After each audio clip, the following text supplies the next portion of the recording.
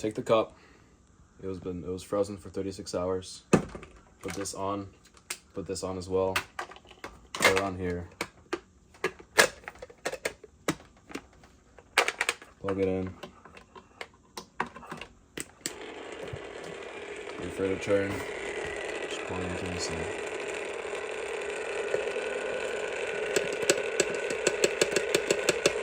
What's in the mixture? Heavy cream eggs. That's it. That's all you need. You can add sugar if you want, vanilla if you want as well. How long does it take to make? 10 minutes.